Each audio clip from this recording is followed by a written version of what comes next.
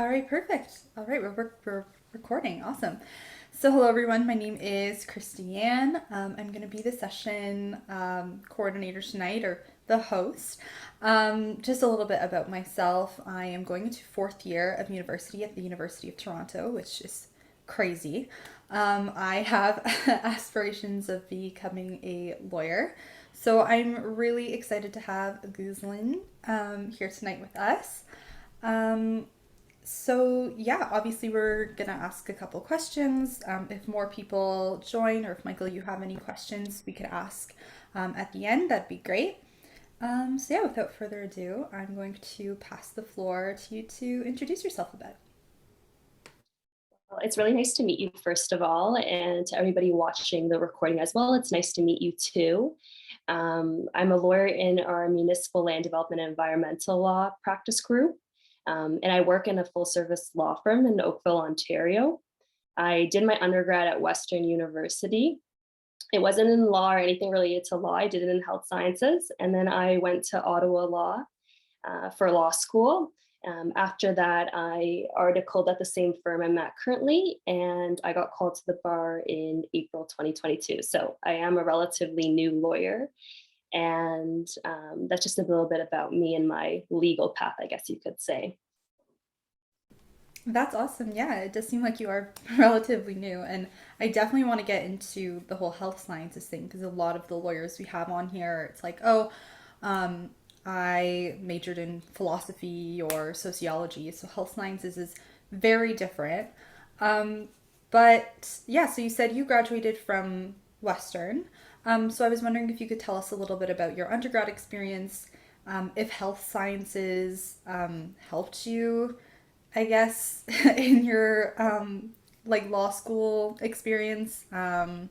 What made you decide to go into law after doing health sciences? So I guess I'll even backtrack just to high school. When I was in high school, I was pretty undecided about what I wanted to do. I like science, like I could see myself going into medicine. At that point, I don't think law was exactly on my mind, but I could also see myself going into business and pursuing a job down that avenue. When I got to applying to universities, though, a lot of people were telling me about how it's easier to switch from science into, let's say, business law, et cetera, any other career path than it is to go back into science. So that's kind of what pushed the needle and encouraged me to go the route of pursuing a science related degree. When I got to university, though, I quickly realized that I didn't think science or health sciences was for me. And it was during my second year, this full year, second year law course that I took at Western that I realized I really enjoyed law. And that's what kind of encouraged me to explore other opportunities, like go to sessions like these, speak with lawyers and see if law is a better career for me. And then in third year, I took another law course. I realized I still like it. So from there, I applied for law school. So it was a bit more unconventional, I guess, than the normal path a lot of lawyers take. But at the end of the day, I didn't know what I wanted to do out of high school, like a lot of people. And it took, some time for me to figure out exactly what I wanted to do. And I think your other question was just about how it prepared me for law. Um, in in terms of like the substance, it wasn't similar at all, but I would say that a lot of the skills you learn during your undergrad, no matter what undergrad you do, is transferable. For example, the research skills were transferable to law.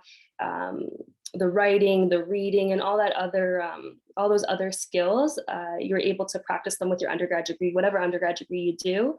And at the end of the day, they were extremely useful later on when I pursued law and a career in law. So I'd say more than anything, it's those transferable skills. Unfortunately, there wasn't a lot of commonalities in terms of the substance of the material I was studying.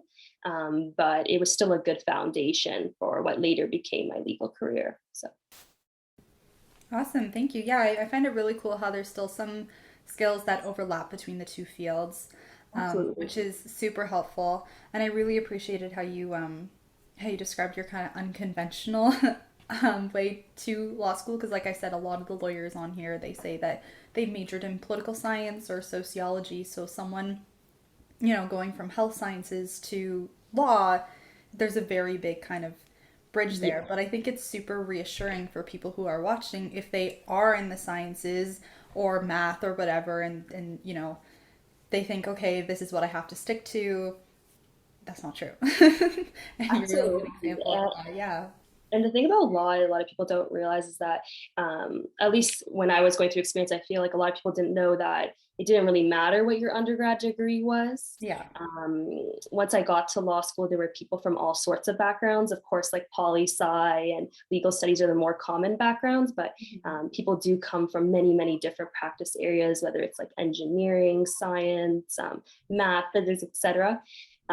So there still is quite a variety of like undergrad degrees by the time you get to law school. And I feel like law school does a really good job, at least in Ottawa, of starting from scratch. They assume nothing, and then they build on that. So everybody's on like an even playing field, I guess you could say. So there's no worry about if you there's no worries regarding wanting to pursue a career in law and maybe not having like a conventional undergrad or the more common undergrad, I guess you could say, for pursuing a career in law. For sure. I think that's super reassuring. All right.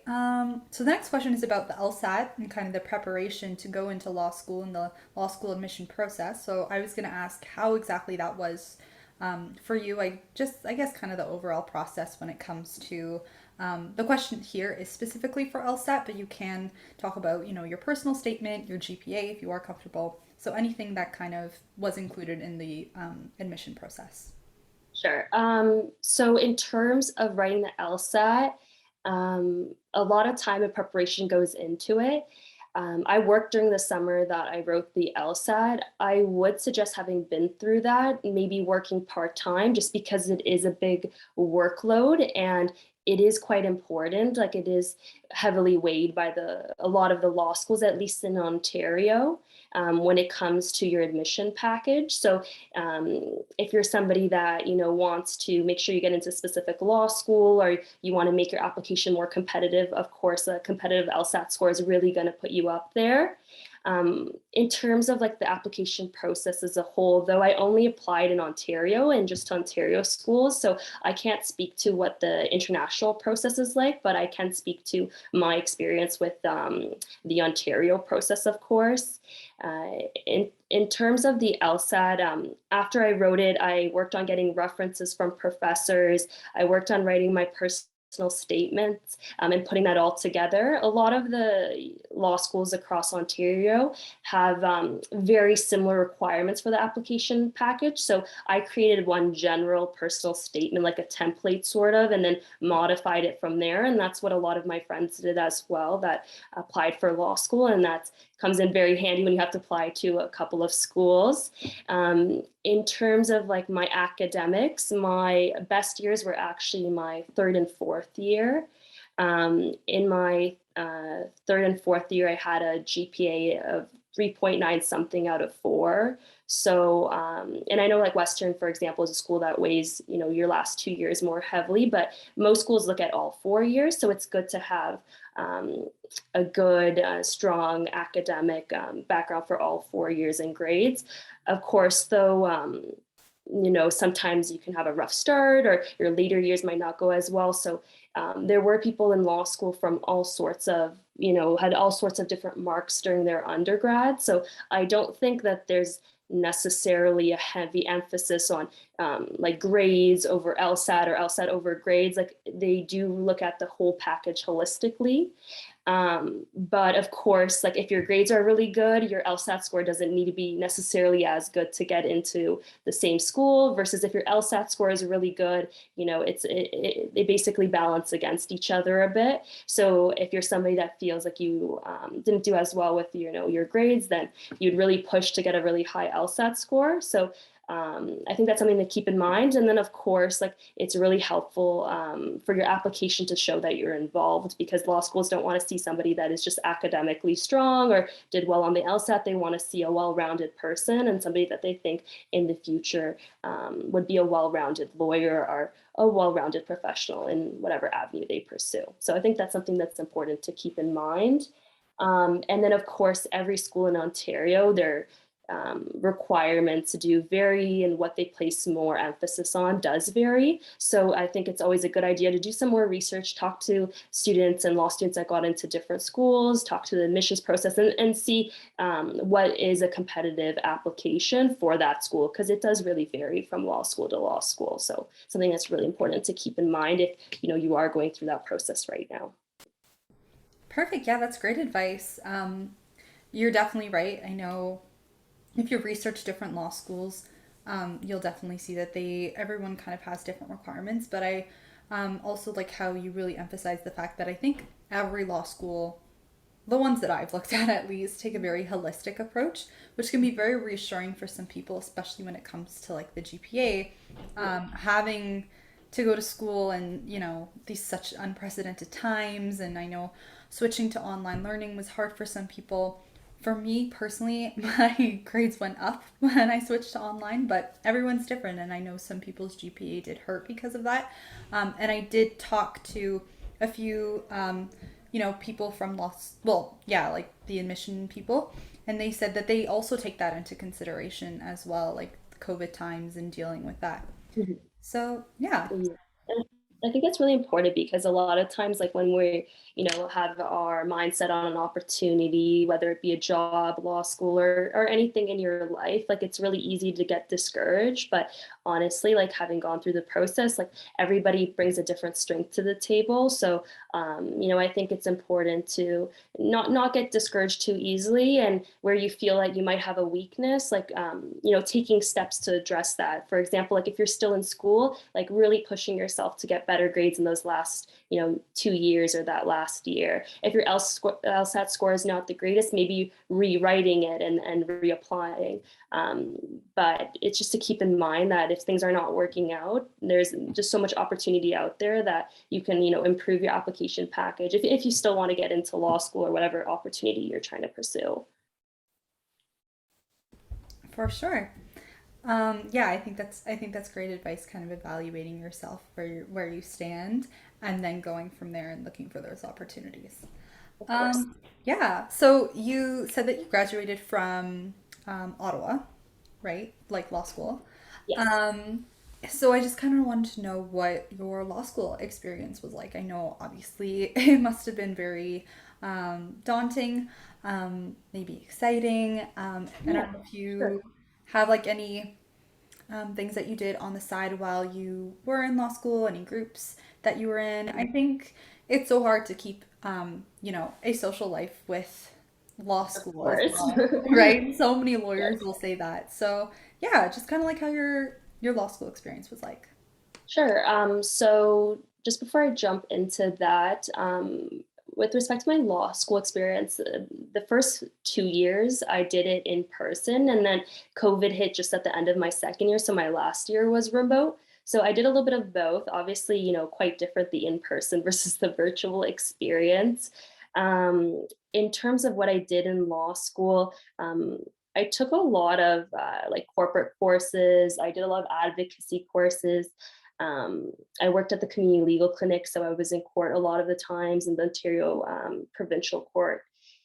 I did this drafting research class, an international law course where we drafted for the United Nations, which was really interesting. So I would say overall, I had a very like broad experience during law school. I tried many different opportunities in many different practice areas, because I was somebody that really needed to figure out what they liked and didn't like, and through the process of elimination, figure out what they wanted to pursue in the future.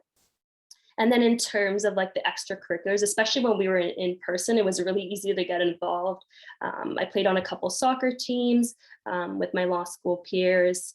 I was an exec on a couple of different clubs and organizations within the community. So, I managed to still stay involved, and I think that's a really important thing. And if I could say anything from my law school experience, is to stay involved, see your friends, because there is a lot of reading, there is a lot of writing, and it can be daunting at times. But balancing it with the extracurriculars is what really makes the law school experience better, and it makes it a more manageable experience for a lot of students. And obviously with COVID, it's much more challenging and being remote, but wherever possible, I think that's what made, the experience more memorable and easier to get through. So wherever possible, try your best to get involved because that's what really balances out a lot of the work. For sure. And did you think any of these extracurriculars that you were in kind of benefits you now, benefits what you are doing now? I would say definitely. Of course, like the classes help you gain that foundation, the knowledge you need when you go into a specific practice area, and they give you a bit of that background. But it's really the practical experiences. And when I was in law school, a lot of lawyers told me the same thing. You should get as much practical legal experience as possible. So working at the community legal clinic, I was working directly with clients. I was in and out of court. Had to manage my own files, learn how to docket my time properly. You're doing all the things that you would do as a lawyer. So I felt that was a very useful experience. It kind of gives you some insight into what it'll look like outside of law school if you do pursue a career in law. And then the drafting for the United Nations, that was mainly due to my interest in my specific topic area and kind of exploring international law at the same time, but drafting that research project and going through so many publications and working with a large organization, it kind of opened my mind up to what it's going to look like once I graduate law school and I'm working at a law firm or other organizations. Obviously, it was much more research based than the normal day-to-day duties, I would say, of an average lawyer. But again, it's always nice to get that practical experience working with organizations, working with law firms, et cetera, so that later on, when you do graduate, it isn't as difficult to translate your law school experience to that practical, like the practical legal experience portion of it. So Cool. Yeah, for sure. Um, and I mean, it does kind of sound like your interests and what you were doing was very, very broad. So, how did you narrow it down to kind of the field that you are currently practicing in? So, I don't know. I was just wondering, maybe you could talk a little bit about more that the field, like about the field that you practice in. I know that you're kind of in environmental law, which is very yeah. interesting. So yeah, how did you narrow it down? Because personally, I don't know how I'm going to do that because I have a million things in my mind. So for me, like I took a variety of classes. Like I took like you have to take criminal law, public law, and you have to take torts in first year regardless. But outside of like the courses that you're required to take, I did try to keep my course selection as broad as possible so that I was making sure I was trying different areas of law and seeing whether I have an interest in it. Of course, like the academic side of it might not be very similar necessarily to what the practical legal side of it will look like, but it at least lets you see whether you have an interest at all, whether you want to go down that route. So for me, it was a lot of exploring in law school, and it wasn't just like classes. It was seminars, sessions, shadowing, etc. So there's a lot of opportunities out there beyond like the academic and the more practical legal opportunities. But it really was a process of elimination. Like I realized really early on, I didn't like specific areas of law. So when I was applying for positions and stuff, I was not applying to those areas and just applying to the areas that I had more of an interest in. And then I for my summer internship, and then as well as when I was articling, I was mainly applying to full service firms so that I also get practical legal experience in a broad number of practice areas. And then it was during my articling, I over time realized that this was like the practice areas that I was more interested in. And then these were the areas that I wanted to work as an associate. So for me, it wasn't until I had pretty much got into my articling experience that I had completely narrowed it down to what I wanted to do. So it did take some time, but it was exploring both in law school and exploring through practical legal experiences and just trying to narrow down as much as possible. And then eventually, as I mentioned, like during articling, I realized it was a really good fit for me. It was what I really liked to do. So from there, I raised my interest and then now working as an associate in this area, in these practice areas. So. Yeah, for sure. And could you maybe describe what your different practicing areas are? Yes, so I'm a part of our municipal land development and environmental law group. On the municipal side, we're helping municipalities out with all sorts of legal issues. It can be anything related to enforcement, like bylaws that we're enforcing, provincial offenses. Um, we also do a lot of like solicitor work with reviewing agreements for them. So it is quite broad, but we're helping municipalities out with a variety of their legal needs. And then the land development side of things, like we do a lot of expropriations, land use, land planning. We appear before the Ontario Land Tribunal, Committee of Adjustments. It's quite broad, but we're helping both corporations, town cities, as well as private citizens with their legal needs in that area. And then environmental law side, we don't do as much of, at least in my law firm, but from a little bit of experience I've had so far, we've worked with conservation authorities to assist them out with specific legal issues that they have. So it is quite a mixed bag of work, but um, it is like a very interesting, and the variety of work in each area is quite broad. So That's so cool. And because it is so broad, do you like, would you say that there's something different every day or every week in that um, yeah. that you're seeing and working with? Yeah, so it really depends on the specific day. Of course, like we do get reoccurring matters, but for the most part, because it is so broad, I feel that each day is more different than maybe other practice areas. So again, it does depend on the day, and of course, like we will get similar matters, like most lawyers will, like you will get similar matters that repeat, but because we work with both private and public corporations, and because the practice areas, there's just such a variety of different matters you could be doing at any given point. It does create for like a lot of interesting work. And I find that as a result, you're not getting, I don't want to say getting bored in other areas, but you're definitely not getting bored in these practice areas. And this question, it's my favorite question to ask lawyers who come on here. What do you like most about the fields that you are working in, or what do you dislike most about them? Sure.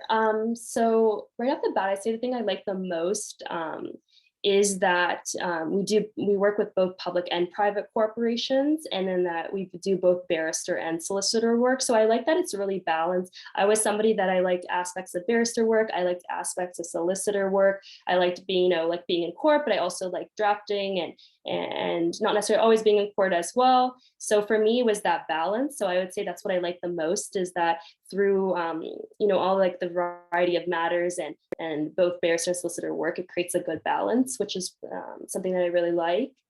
The thing I like the least, that's a good question. I'm not too sure, like right off the bat, but I would say that um, there are a lot of tight deadlines, because normally, when we are working with many municipalities and private clients, their needs do vary a lot. So I do find that there's a lot of overlapping deadlines. So I think that's something that in this practice area particularly that you need to be aware of. But that comes with the territory, and that's something a lot of lawyers, I'm sure, experience as well. So it might not be something specific to this practice area, but um, it is definitely something that I don't think a lot of lawyers love necessarily. For sure. I would not love that either. um, so my next question is that what is a kind of common misconception about lawyers that you hear about the most? I mean, maybe even as an associate too. Personally, I always hear this kind of, I guess, stereotype that associates are always overworked. Um, because they're brand new, and a lot of bigger lawyers or partners whatever, they take advantage of them. This is what I hear. Yeah. And you see that on TV too. So yeah, what's the kind of a common misconception as someone who is fresh out of law school, new lawyer?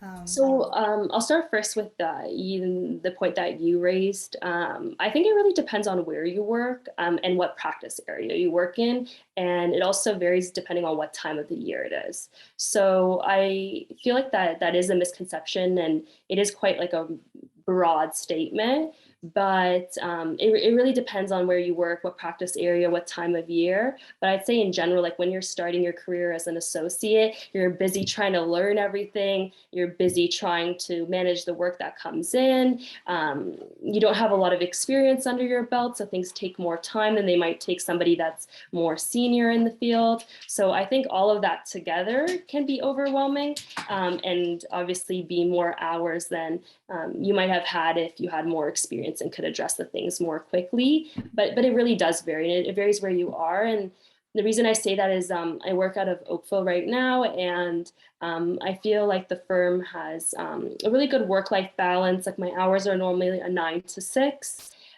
So it's not anything crazy. I'm not working like late into the evening. For the most part, of course, if something comes in and it's an emergency, then we have to manage that, and it is going to be one of those days. But for the most part, like there is work-life balance. First, I know sometimes downtown that the hours are consistently going to be longer, especially depending on the practice area you're in. So I wouldn't say it's a misconception, but there is a lot of variation, and I feel like that statement doesn't take that into account. And when I hear that, but it is true in the sense that there's a lot going on as an associate, so there's definitely some truth to that. I would say a misconception I really hear a lot is that lawyers bend the rules a lot, that they do a lot of these like criminal, almost the edge of like criminal actions. And I think that comes from movies where we see lawyers doing extremely illegal things. And definitely not within the parameters of the law. So I think that's where that misconception comes from, is that lawyers bend the rules, or they're not exactly following what they should. But I think that's the furthest thing from the truth. Obviously, we're a regulated profession. It's our job to work within the rules and work with it to work with the law. So how that's portrayed in the media and is definitely not accurate. And I'm surprised a lot more lawyers on those shows are not in jail. But it really is a misconception. And I think that the other misconception I'd say is that lawyers are very stubborn or rude, or there's that conception out there that lawyers can be very difficult people to work with. But I think that a lot of the public doesn't separate advocacy and standing up from your client from somebody's personal characteristics, and your job is to represent your client, and your job is not necessarily to make a friend out of everyone. And I think sometimes people misinterpret that as that individual's personality or characteristics or character, which couldn't be the furthest from the truth. For sure, and I think I hear a lot of the misconceptions that you were talking about from criminal law, especially kind of going over boundaries and bending the rules. Defense lawyers, especially, like, they want to In the represent the shows, client yeah. and win the case. Exactly. So, a lot of the misconceptions that I hear about lawyers themselves are mostly from criminal law. And Um, everybody in the movies is a criminal lawyer. I don't know oh, well, why. yeah, Like of course. even like lawyers at full service firms are criminal lawyers, and there's very few firms, like at least that I know of, that are full service firms that have criminal law within them. As a lot of I'm sure as a lot of criminal lawyers are solo practitioners or working in Yes. exclusively criminal law firms. So Yeah. there's obviously going to be a lot of things that Hollywood or the media amps up for entertainment value, and I understand that. But if a lot of misconceptions come from that as well. Of course, and I think that can very much like deter people from law as well. I mean, I've talked to some of my friends, and I can see them being great lawyers. And when I mention that to them, they're just like, "No, have you seen this show? Like, too much stress." I'm like, "Well, it's not Yeah. always like that." Um, but yeah, have you ever considered maybe going into like criminal law while you were in law school? Like, or was Um, that one of the first things that you were like, absolutely not, I'm gonna roll that out? I don't know if I considered it. I when I worked at the legal clinic, I was in the criminal division. So, but when I decided to take that opportunity, I wanted to get more court experience. It was more about getting court experience than it was about seeing myself necessarily as a criminal lawyer. But it was something that I explored. I don't think though that I ever saw myself being like a criminal lawyer in the future, but it was a stone that I needed to, turn over and see if it was going to be a good fit for me. So I once again did explore that, but once I did it, it did confirm that it just wasn't the best fit for me, and I left it at that with that experience.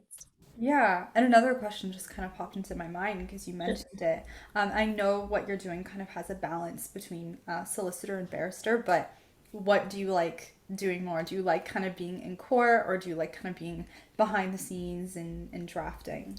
It really depends on the day. Like I have days where I really want to go to court. I'm itching to go to court. I really want to advocate. I want to, go to court. And a lot of litigators will say there's this almost like high, the sensation that you feel when you're in a court and you're advocating and you see, the product of all your hard work. And especially if it resolves a matter in your client's favor.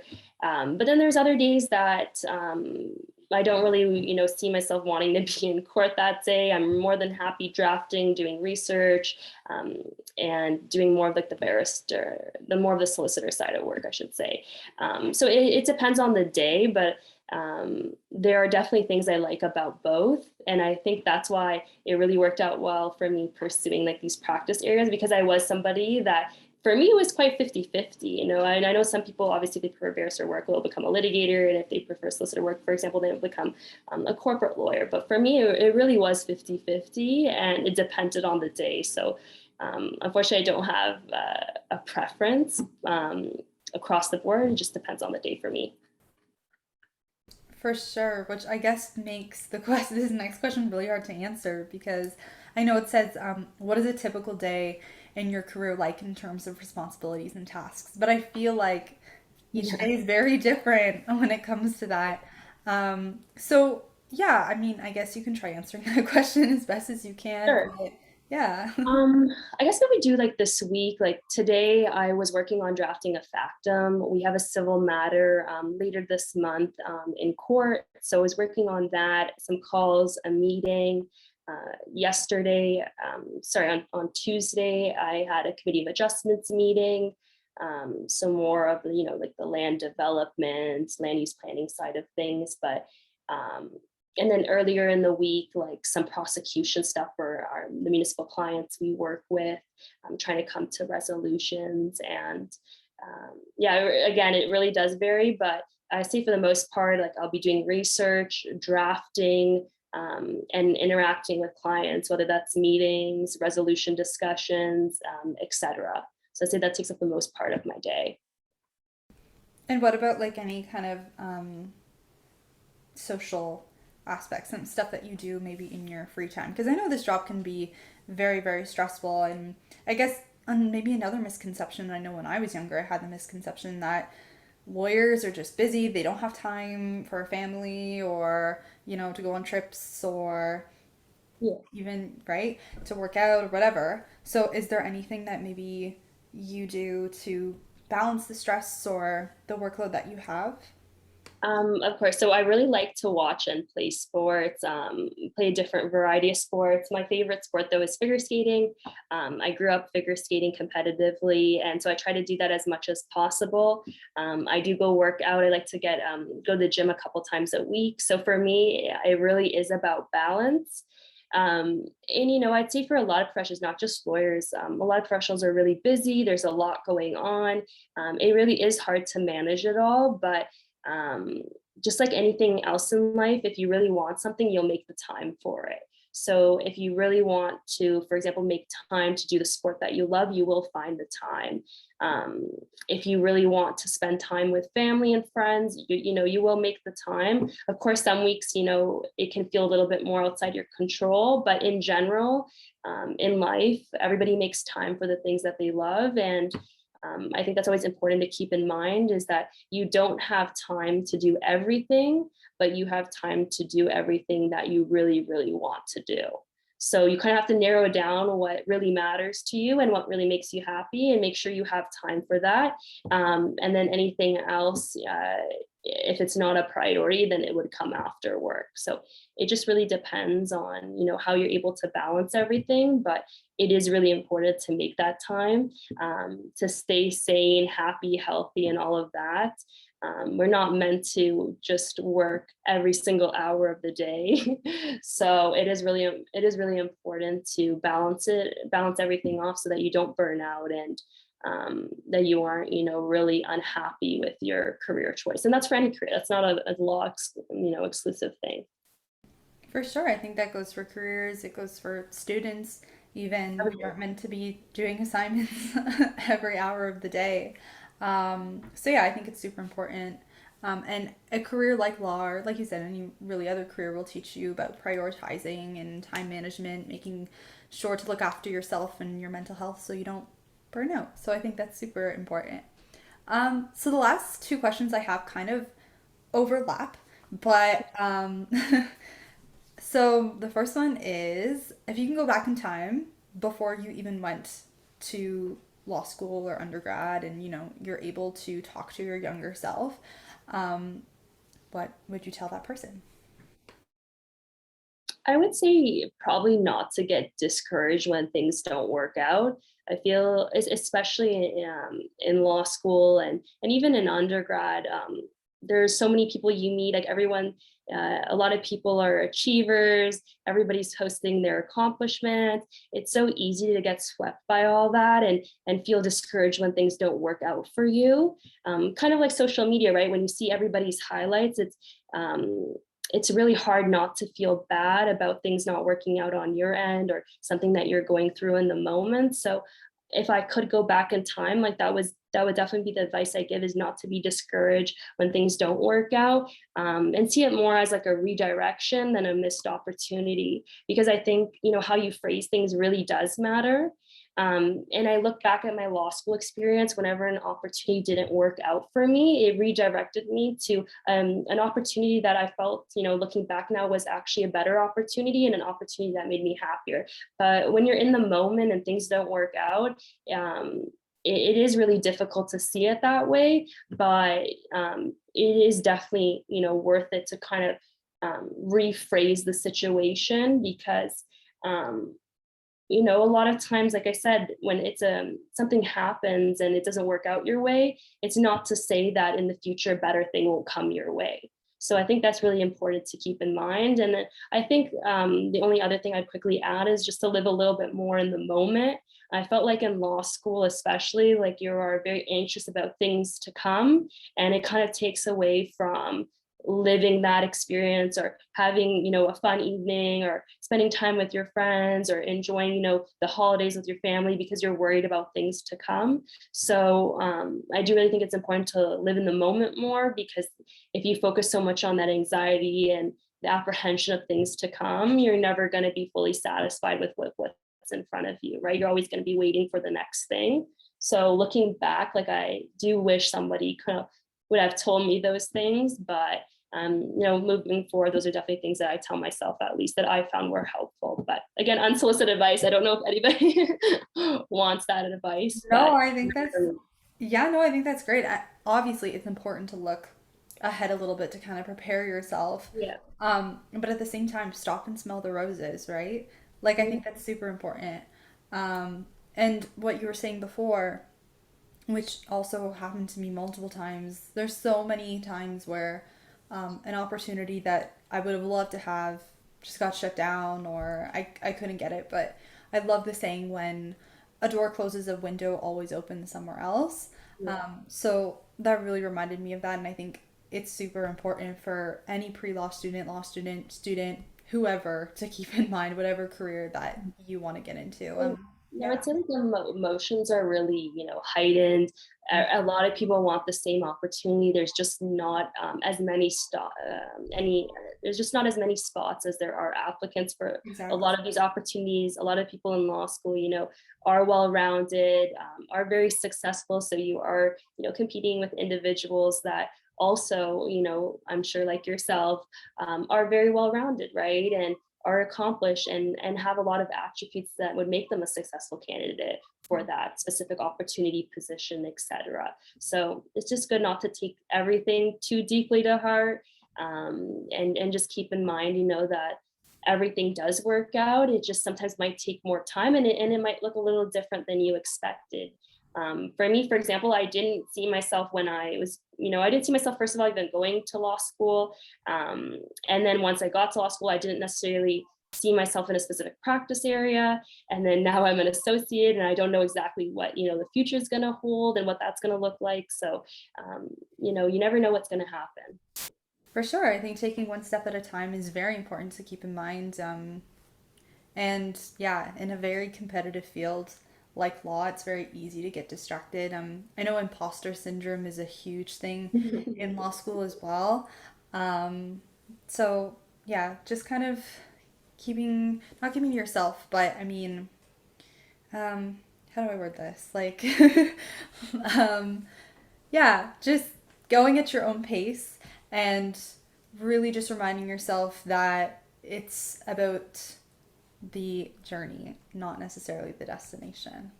Um, so the last question, and like I said, sometimes lawyers have a hard time answering them because it's just so overlap. You basically gave advice to us anyway, but I know many of us are heading into the direction of, becoming lawyers, and it can be very exciting, but it could be daunting, challenging, stressful, everything in between. So what is one piece of advice? And I know you gave us tons of advice throughout this entire session, but if you were to pick one piece of advice that you can give the next generation of aspiring lawyers, what would that be? I would say probably to, before like investing in a legal career, and by investing I mean pursuing that path and that direction. I think it's really important to first kind of get an idea of if it's an area that you love or you could see yourself having a career in. For me, like I took some courses at Western, but on top of that, going to sessions like these, talking to lawyers, like that would probably be my biggest piece of advice is kind of have a little bit of an idea of what you're getting yourself into. Um, and that's just because it is an investment, it is a lot of time, effort, and money. And if you're going to be pursuing that path, it's definitely a good idea to have a rough understanding of what it's going to look like, because it may be exactly what you're looking for, but it also may not be exactly what you want. um, and I know you said one piece of advice, but on that point, I would just say that to keep in mind that it's not just a legal career after you finish law school. There's a lot of JD Advantage careers out there. So even if you do pursue the path and you realize later on, nothing to stress about or worry about. There's so many other opportunities and there's so many transferable skills that you'll pick up along the way that will make you a great candidate for that next opportunity. So just get an idea of what you're getting yourself into. And if it's not exactly what you pictured, just keep in mind that there are other opportunities at the end of the tunnel. Perfect. Well, that's great advice. Thank you so much. I think that's it for today, Michael. I don't know if you have any questions. No, I think you left. Okay. Guzman, thank you so much for being here and talking about your career as a lawyer and your journey into the legal field. It was all super, super insightful. And Pre Law Shadowers is very grateful that you can give up some of your time out of your probably very busy schedule to be here with us today. Um, Thank you for having me. Like, I'm more yeah, than happy to come. And it was the same thing for me, right? When I was looking to get into law school, and when I was in law school, it was thanks to a lot of lawyers and other professionals just taking the time out of their day to share their experiences. And again, it's been really great, and you did a great job hosting. So thank you for having me. of course. And I'm more than happy to, like, again, this is a recorded session. So if anybody has any questions, you can find me just by doing a Google search, and feel free to contact me. And I'm more than happy to answer any questions that you have related to law school or anything that I can help with respect to law, or just any general questions. Um, but yeah, I'm more than happy to help out. And it was great doing this. Thank you. I hope everyone enjoyed watching it as much as I enjoyed hosting this session, and good luck to you. And yeah, thank you so much. Having Bye. Take care.